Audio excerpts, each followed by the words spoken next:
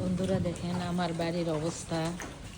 সারা রাত অঝরে বৃষ্টি, এমন বৃষ্টি হয়েছে যে গোটাল বাড়িতে আমার এই যে উঠানের মধ্যে এরকম পানি হয়েছে। এই যে দেখেন কি পরিমাণের পানি। ঠিক আছে, দেখেন আমি নামবো এই পানির মধ্যে। এই যে দেখেন শব্দ শুনতে পাচ্ছেন যে কত পরিমাণের পানি জমছে, কতখানি ডুবে গেছে পানির মধ্যে, এত পানি জমছে। আসেন কি অবস্থা।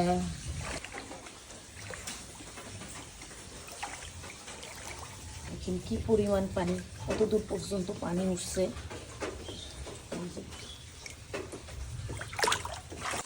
আম কোথায় আটকে আছে, আমি রান্না বদলে আম কুড়াতে আসছি। আম এখানে এই যে গাছ থেকে পড়ছে। আপনি বলবেন এখানে কোথায় থেকে আম আসলো। এখানে আমার এই যে আমের গাছ, এই যে আমের গাছ।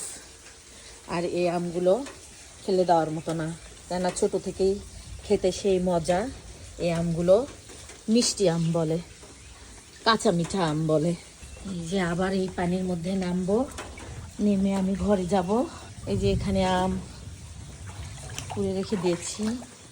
এই যে আমার আমার আমের গাছ, আম যেটুকু ধরছে সব পুড়ে পুড়ে যাচ্ছে। এত বড় বড় আম, রাতে অনেক ঝড়, অনেক বৃষ্টি, এই কারণে